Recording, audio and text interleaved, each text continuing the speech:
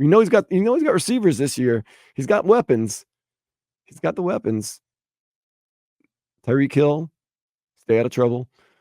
Jalen Waddle, Odell Beckham Jr., Devon Achane. Who they're going to – did you hear Devon Achane? They're going to line him up at receiver every once in a while too this year, supposedly. He's going to have an expanded role in this offense. So everything that I'm hearing is nothing that has to do with December and January with your team, with this team. Yes. Let me not say your team because I know this is one of your teams. Yeah. You're 100% right. We have not addressed the elephant in the room, which is winning late in the season against very physical teams in cold weather. Like they basically set you up to say, hey, show me what you're going to do in December by giving you primetime games against the Packers on Thanksgiving night and the Sunday Night Football late in the year against the Cleveland Browns at the Dog Pound. Mm-hmm. Got Calais Campbell. He's proven himself. Yeah. Okay.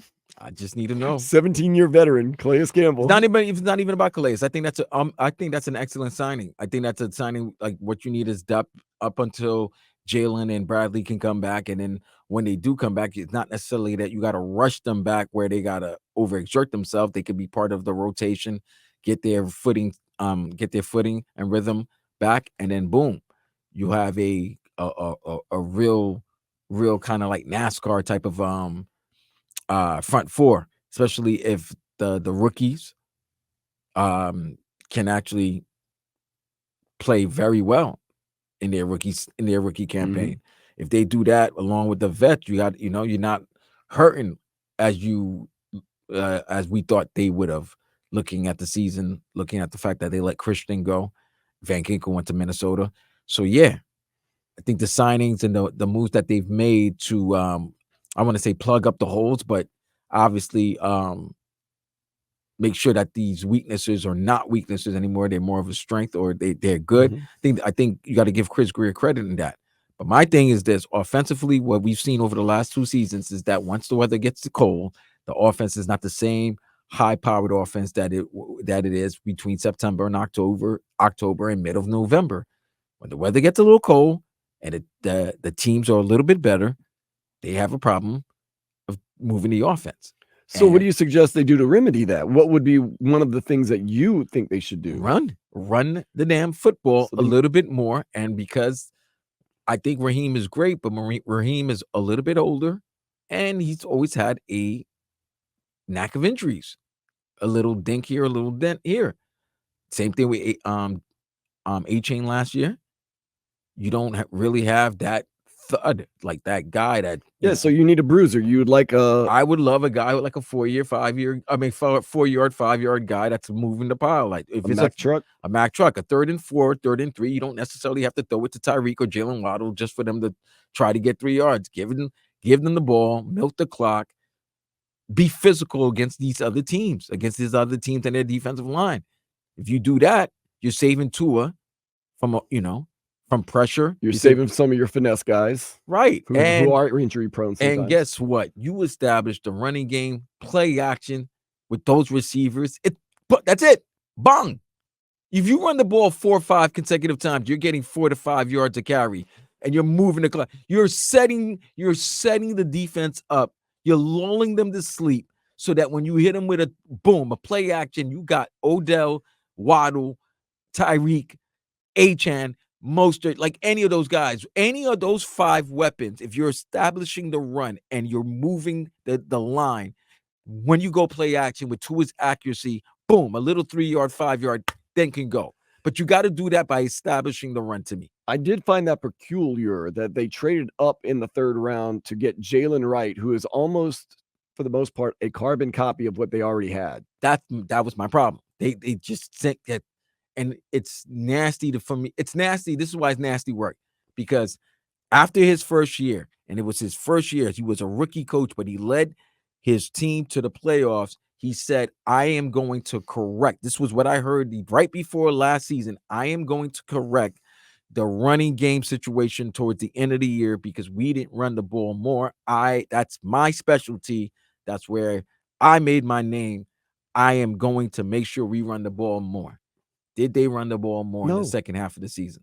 He did the exact opposite of what he said he was gonna do, and this year he's not even saying that. I haven't heard that. We're gonna run the ball more. We're gonna be more physical. Maybe that's not his thing anymore. Maybe he's changed.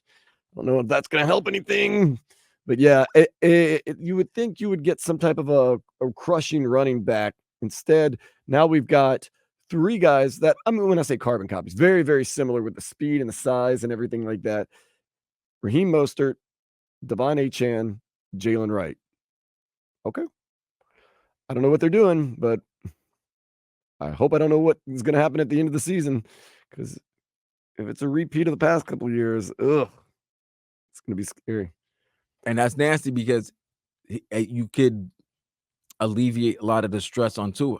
Yeah. Because now if they're not able to run the ball, now it's gonna be, hey, Tua, get us over it. You got to lead us. And if that doesn't happen, oh, why are we paying this man 55 or the money that the market is setting? And when the game tightens up, it's nice not to have the very small window. With a big, strong running game, you kind of have a little bit of a larger window when the game tightens up. Look what the Eagles did. They paid Jalen Hurts that money, but they got him a stud running back, a guy that, he doesn't have. It's not all on him. It's not necessarily all on Jalen Hurts. They can give the ball to Saquon, and he can alleviate a lot of pressure off Jalen and that offense.